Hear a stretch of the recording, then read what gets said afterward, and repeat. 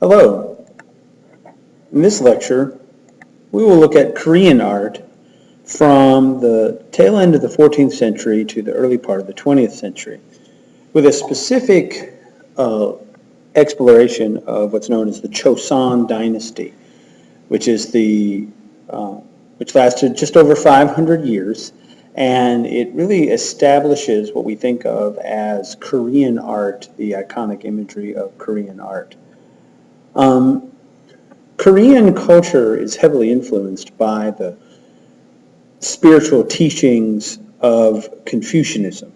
Now, Confucius was a man who lived several hundred years ago, and his sayings, or his creeds, his axioms, have been collected in text and studied, and followers of Confucianism, they try and implement his teachings into sort of a version of a Buddhism, but it's very specific to what we see only in Korea. We don't see Confucianism, at least not as a dominant spiritual force or religious force outside of Korea.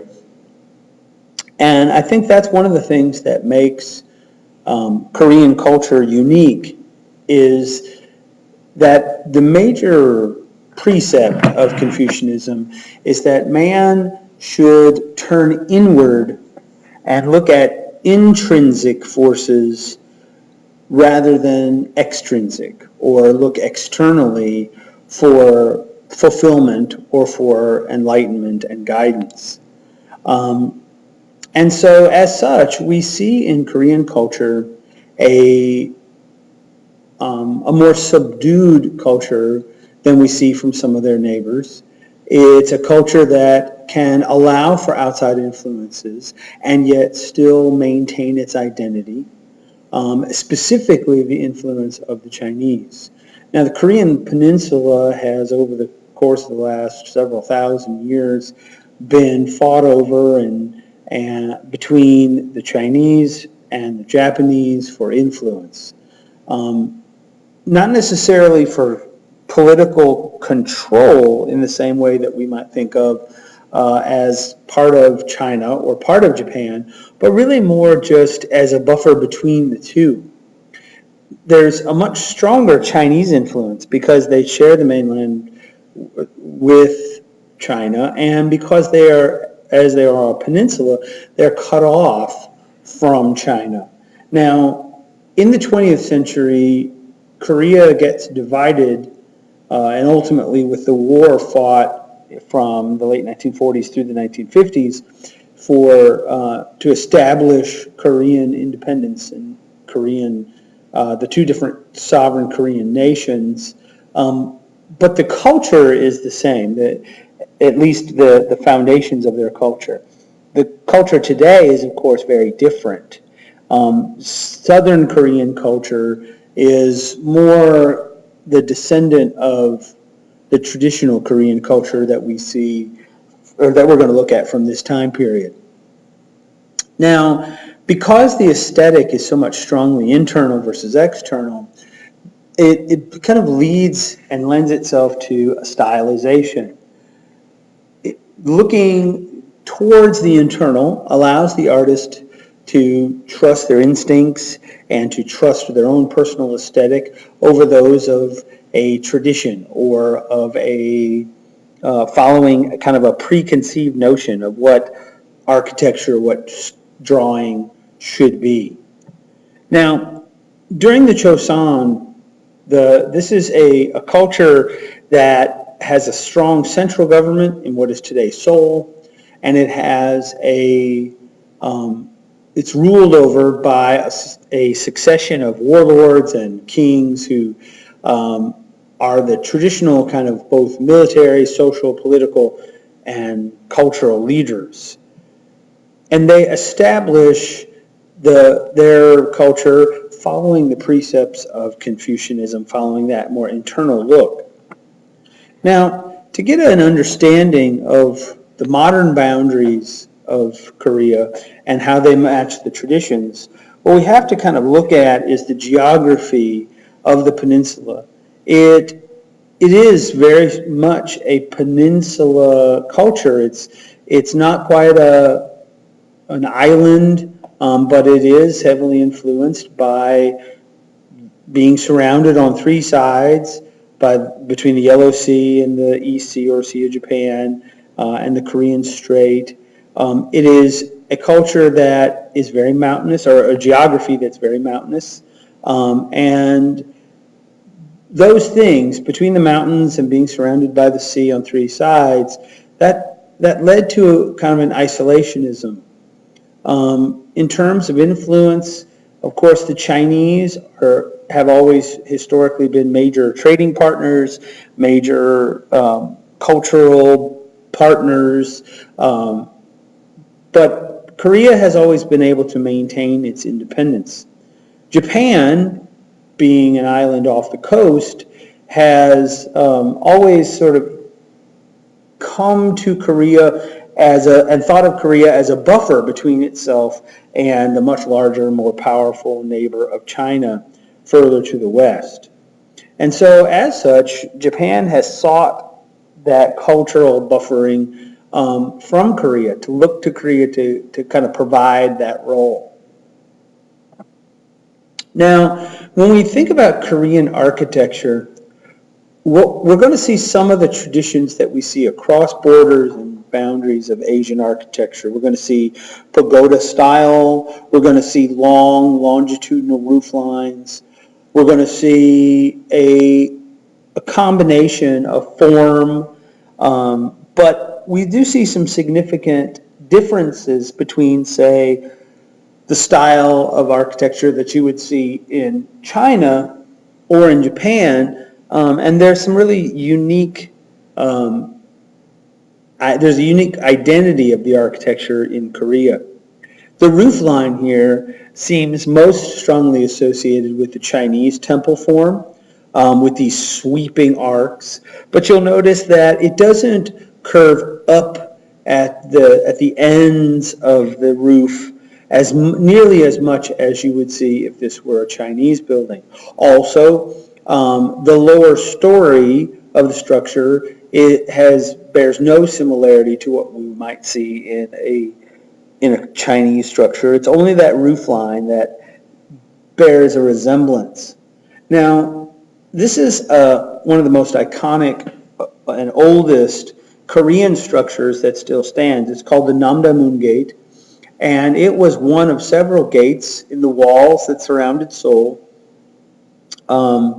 It was built as a means to show the wealth and dominance of the kings that lived in the palace. It was ultimately breached. The walls were breached, but the gate remained as sort of a symbolic structure of Korean culture. When we look up close, we see an interesting and unique attention to detail in the way that they use pattern and color and repetition and ultimately the rhythm of the movement of the design. It is very strongly patterned, and that is typical of Korean architecture in particular, is the use of symmetry and patterns. And the details are very fine, and it is a very complicated structure, much more complicated than you would see, especially in the supports of the roof line and the patterning of the tiling of the roof, much more complicated than you would see in China. In China, the forms might be similar, but the design would be much simpler. And I think that it's in that patterning and the complexity of the patterning where the Koreans were kind of showing their own identity. Now, while we see similar multi-tiered pagoda temple styles in Japan and a few somewhat similar structures in China, the Korean versions are very different because Confucianism is not a faith that is expressed communally. It is a very individual, as you can imagine, with the structure of it, a very individual faith. And so one goes to the temple in Confucianism to pray, to study, to turn inward and meditate, but not to participate in any kind of corporate gathering of believers, especially not one that would require a a large structure or a large space for those believers to gather. The So the temple form can be more varied, and it can be a little bit different in the way that it's structured because it's not a functional building in the same way that other temples would need to be. Now, these temples, there are several throughout the city, throughout the capital, and they could be used by anyone in the city. It was open to all, and they are not kind of dedicated to any one God or faith. It's really more for quiet introspection in the city. Again, roof line, very similar, although this is built on kind of an octagonal plan versus a rectangular or longitudinal plan like we might see in other temples, or even a square plan like you might see in Japan. Now, during the Choson, this is really when Korea, during that 400 plus years, Korean culture expands to its kind of wealthiest and most important points. And there's a major renovation of a much older palace structure that happens during that period. This is one of the most important palaces called the Gyeongbokgung Palace, and it is a structure of several hundred temples and palaces and buildings that over the course of several decades were renovated and continue to be renovated to this day. This was the Korean version of the Forbidden City, although they treated it differently. So unlike the Forbidden City, where with the walls and moats that would shield off visitors and only certain people were allowed in, the Korean version is not nearly as grand, although it shares some similarities with the terraced, outdoor spaces, with the main temple structure, very similar, although in the Forbidden City, the wood is all lacquered red and that bright red color that has become synonymous with that structure. Now, the other major difference here is the fact that this was more open. Korean culture has always been a little bit more open, perhaps out of force. I mean, they were not necessarily strong enough to kind of fend off the cultural inroads made by both the Chinese and the Japanese. And so they had to be a little bit more open, but what made them kind of able to keep their identity, rather than just being sort of culturally overrun by one or the other of their strong neighbors, was this introspection, was this willingness to turn inward and to focus on the self versus for focusing on the external or the outward. Now, most shrines and temples in Korea are small, like this one. And it's really in this proportion or at this scale that you see the amazing attention to detail. The design is all over, and even the simplest of elements gets a lavish design treatment with pattern and color and texture and all kinds of those formal elements, versus what we might see either in other Asian cultures or to the West with not just a patterning, a complicated geometric pattern, but more narrative or more sculptural embellishment. Here, it's a little simpler, but that doesn't mean that it's any less ornate. The materials are designed to keep the surface interesting, and I think that that's a reflection of Korean culture, is that they see that interest in those repetitive lines and patterns and shapes and colors that they find interesting. Now, some of the influence that we see from China and Japan comes in the form of porcelain. They share a lot of similarities in the way that they use porcelain with the Chinese, but unlike Chinese porcelain that is highly decorative, Korean porcelain tends to be simpler. It tends to be a little bit more delicate in the design of the way that it's decorated with the blue on white. And they also, because they like pattern and they like geometry, their forms are not as smooth and lyrical in the curves. They tend to use these flattened and pounded edges that almost resembles kind of a fluting, like you might see on a column. And so all of those elements really mark Korean porcelain. Now, one of the other major differences that you see in Korean porcelain versus Chinese porcelain is there's a less of a variety of forms. There are fewer forms. They tend to be simpler. They tend to be more functional. They tend to be more focused on the way that an object is going to be used, and adding a quiet level of embellishment. So here, this is intended to be a vase for flowers, and so some simple line embellishment that harkens back to flowers, but not the ornate dragons and the intricate patterning that we would see on a Chinese version.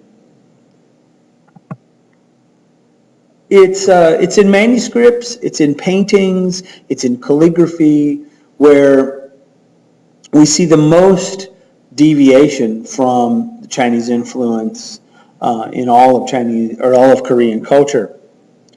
Now, the Koreans, because they are so introspective and because they're guided by this sort of look at oneself and a focus on oneself, not only for expression but also for improvement.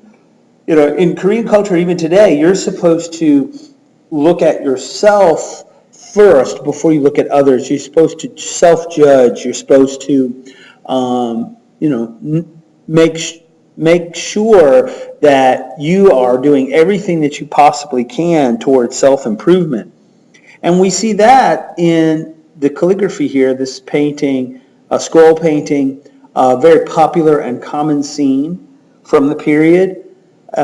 Korean culture is also, it sees the role of the central culture of the group as being to help the individual to focus on bettering oneself. And so public shaming, especially for children in an educational setting, became a common theme. So what's happening here is, it's a class and with the teacher, and he's seated at his low desk and he's teaching the lessons.